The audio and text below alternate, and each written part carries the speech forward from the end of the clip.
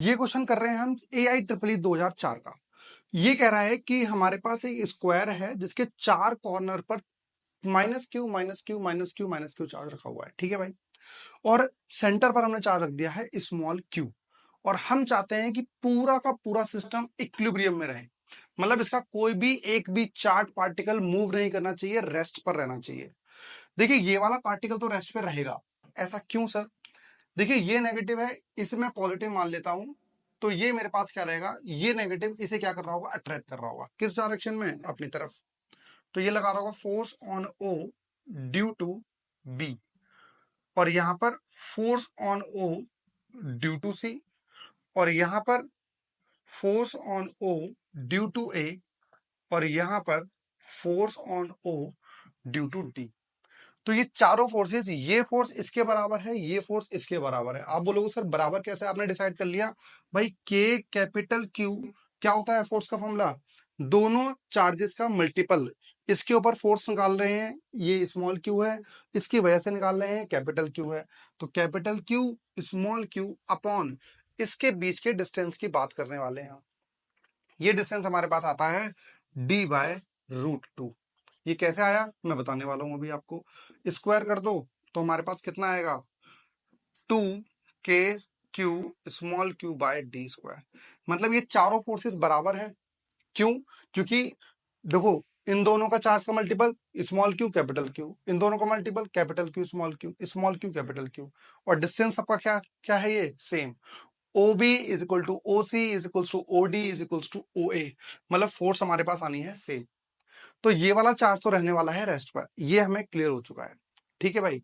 अब हम बात करते हैं बाकी चार चार्जेस की, क्या वो रेस्ट पर रहेंगे, और नहीं रहेंगे तो क्यों नहीं रहेंगे। देखिए भाई, यदि मैं D पॉइंट पे जो पार्टिकल है माइनस क्यू, इसके ऊपर फोर्स की बात करूं तो एक फोर्स तो लग रही होगी इधर, इसे हम बोलेंगे force on D due to b, क्योंकि इस पार्टिकल पर ये वाला पार्टिकल रिपल्सिव फोर्स लगा रहा होगा, क्योंकि दोनों का चार्ज क्या है, सेम। इन दोनों का भी चार्ज सेम है, तो ये वाला चार्ज इस पर इधर फोर्स लगा रहा होगा, दैट इज FDC। तो force on D due to C, और सिमिलरली यहां पर फोर्स आ रही होगी FDA। बात समझ में आ रही है? तो ये तीनों फोर्स तो इसे भगाने की कोशिश कर रहे हैं, ये तीनों फोर्सेस इस तरफ धक्का मार रही है, इस तरफ। तो ये वाला पार्टिकल तो मूव कर जाएगा, क्योंकि इसे कोई रोकने वाला नहीं है। लेकिन भाइयों, ये माइनस क्यू है, ये प्लस क्यू है, तो ये वाला चार्ज इसको अपनी तरफ फोर्स लगाकर रोकेगा। इसको हम बोलेंगे FDO। बात समझ में आ रही नहीं आ रही है? ये वाला चार्ज सिर्फ एक ही कंडीशन में रेस्ट में रह सकता है, जब ये वाला चार्ज क्या हो, पॉजिटिव हो तो। इसके अलावा और कोई कंडीशन हमारे पास नहीं है। यदि ये चार्ज भी नेगेटिव होता तो ये चार्ज भी इस चार्ज को क्या कर रहा होता, रिपेल कर रहा होता। तो ये तीन फोर्स ऑलरेडी वहां पर लग रही हैं, और ये वाला फोर्स भी उसे रिपल्सिव फोर्स लगा देता, ये वाला चार्ज भी। तो मतलब ये वाला चार्ज डेफिनेटली मूव करने वाला था उस केस में, लेकिन पर ये अट्रैक्ट कर रहा है, तो ये चार्ज किस में आ रहा है, रेस्ट पे। एक चीज और आपको ये पता होना चाहिए, ये हर जगह यूज होगा, OA OB OC और OD होने वाले हैं बराबर। अब ये चारों बराबर हो गए हैं, अब आप निकालोगे कैसे? देखिए, आप यदि एक ट्रायंगल बनाते हैं और ये आपके पास D है, ये भी D है, तो आप ये चीज निकाल सकते हो बड़े आराम से।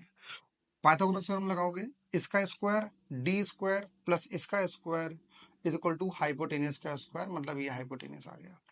तो 2D square is equal to hypotenuse का स्क्वायर, हाइपोटेनियस कितना आएगा भाई, √2D स्क्वायर।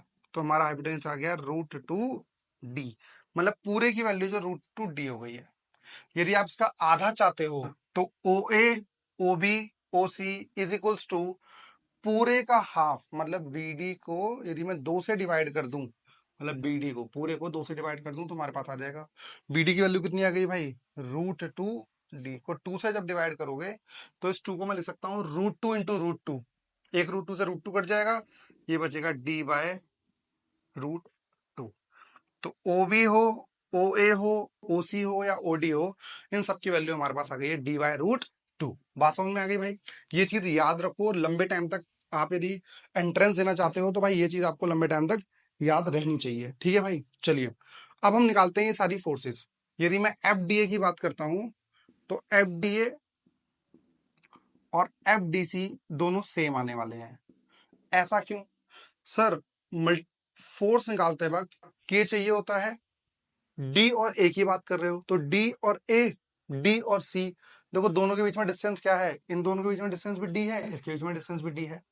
चार्ज क्या है, ये भी कैपिटल क्यू, ये भी कैपिटल क्यू, तो कैपिटल क्यू और कैपिटल क्यू अपॉन बीच का डिस्टेंस डी स्क्वायर, तो के Q square by d square हमारे पास आने वाला है दोनों का मैग्नीट्यूड। ठीक है, यदि मैं बात करूं एफ डी बी की, एफ डी बी की बात करता हूं मैं, तो वो हमारे पास आने वाला है के कैपिटल क्यू, डी और बी की बात करने वाले हो, डी पर भी कैपिटल क्यू है, यहाँ पर भी कैपिटल क्यू है, अपॉन बीच का डिस्टेंस, ये पूरा कितना होगा भाई, बी डी की वैल्यू हमने निकाली थी अभी, बी डी कितना होगा, बी डी निकाला था हमने हाइपोटेनियस जिसको हम बोल रहे थे, √2 डी आया था हमारे पास, तो मल्टीप्लाई कर देते हैं √2 डी का स्क्वायर, तो ये हमारा आ जाएगा K Q square upon 2d square आ गया हमारे पास।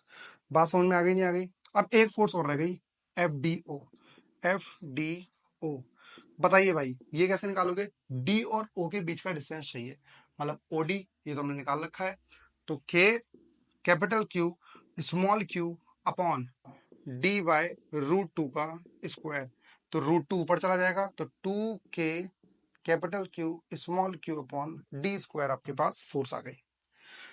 अब हमें करना है इसको सॉल्व, इसके लिए आपको एक चीज बहुत ध्यान से देखनी पड़ेगी भाई, कि आपके पास कभी भी पैरेललोग्राम लॉ के का यूज करके आप तीन फोर्सेस को कभी सॉल्व नहीं कर सकते, एक टाइम पर आप दो फोर्सेस को सॉल्व कर सकते हो। तो दो फोर्सेस हम सॉल्व करते हैं, एक तो ये वाली और एक ये वाली, क्योंकि दोनों फोर्स बराबर हैं, F D A is equals to F D C आ रहा है, तो ये भी एफ मान लेते हैं, इसको भी एफ मान लेते हैं, दोनों के बीच में एंगल आ गया 90।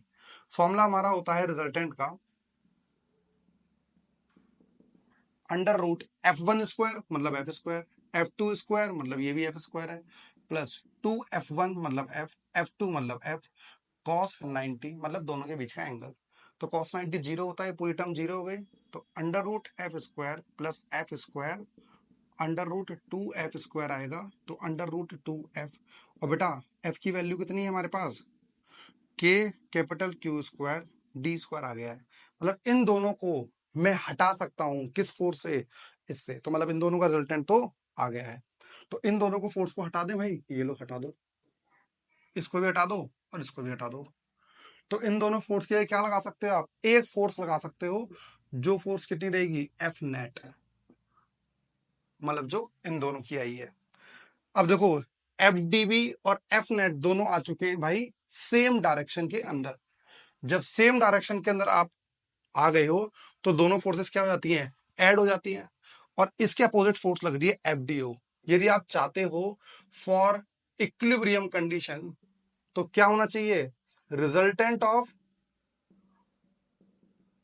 किसका, f d b and f net is equals to किसके बराबर, इन दोनों की डायरेक्शन किसके बराबर होनी चाहिए, एफ डी ओ के मैग्नीट्यूड के, हाँ या ना, ये डी ओ है, डी ओ, बेटा इसका बताइए फोर्स जल्दी बता, बट एफ डी बी ये हमारे पास आ गई है के Q square by 2d square, plus F net कितनी है भाई हमारे पास, एफ नेट हमारी आई थी √2 के Q square by d square, अभी निकाली थी लास्ट, एफ डी ओ कितनी आ रखी है, 2k capital Q small q by d square, कुछ कॉमन आ रहा है क्या, बिल्कुल k q by d common आ रहा है, कितना बच जाएगा यहाँ पर, डी स्क्वायर आ रहा है, तो यहाँ पे क्यू बच गया और एक 2 बच गया, प्लस और क्या आ रहा है, यहाँ पे क्या बच गया है, एक क्यू बच गया है और एक √2 बच गया है, तो 2k capital Q small q by d square, तो इस पूरे से ये कट जाएगा, एक कैपिटल क्यू भी कॉमन आ रहा था, एलसीएम ले लो, 1/2 √2 अपॉन 2 बच जाएगा, यहाँ एलसीएम अपॉन डिनोमिनेटर 1 है ना, क्रॉस मल्टीप्लाई, 2q बच गया, इसको नीचे ले आइए तो q/4 आ जाएगा, 2 ऑलरेडी था, 2 नीचे ले आए, 1 + 2√2 is equal to q value आ गई, तो मतलब आपके पास स्मॉल q की वैल्यू यदि इसके बराबर होती है तो आप कह सकते हो कि ये पार्टिकल और ये पूरा सिस्टम हमारे पास क्या रहेगा, इक्विलिब्रियम में रहने वाला है।